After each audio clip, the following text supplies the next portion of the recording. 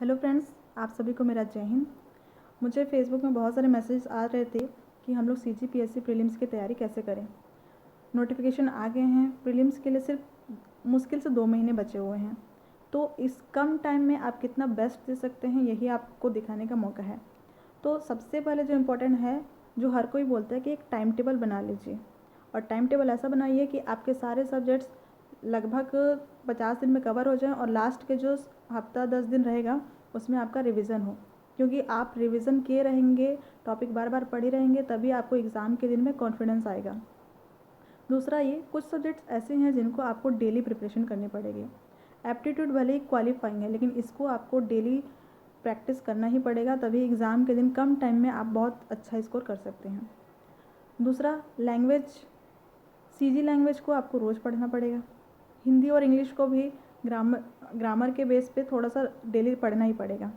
और current affair को भी डेली पढ़िए। कुछ लोगों की हैबिट रहती है, जो भी करंट अफेयर पढ़ते हैं उसको नोट्स बना लेते हैं। तो अगर आप ऐसा करते हैं तो मैं सजेस्ट करूँगी कि अभी आप करंट अफेयर का नोट्स बनाने में टाइम वेस्ट बिल्कुल ना करें। आप डेली करंट अफेयर पढ़िए और लास्ट में एग्ज़ाम से पहले जो भी मैगज़ीन्स आते हैं उसको उठा लीजिए। इसमें क्या होगा, अभी आप पढ़े रहेंगे और मैगज़ीन पढ़ेंगे तो आपका रिवीजन हो जाएगा और तैयारी बहुत अच्छे से हो जाएगी।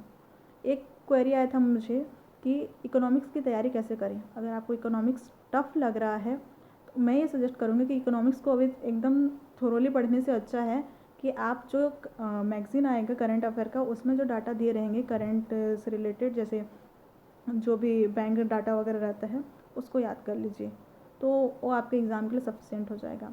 बाकी आप सारे सब्जेक्ट्स के topic wise daily time table में शेड्यूल कर लीजिए और रोज़ एक एक टॉपिक की तैयारी कीजिए।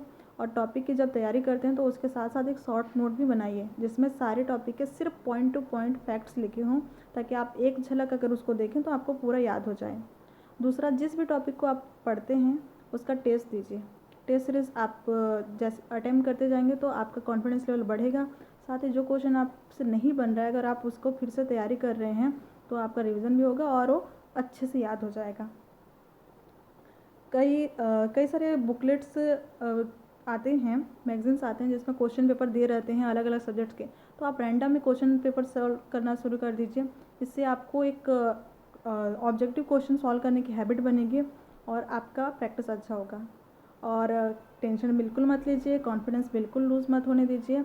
आप अगर अच्छे से तैयारी करेंगे तो आपका पेपर भी बहुत अच्छे से जाएगा। आपको और भी क्वेरी हो तो आप पूछ सकते हैं, मैं उसके लिए भी वीडियो बना के अपलोड कर दूँगी।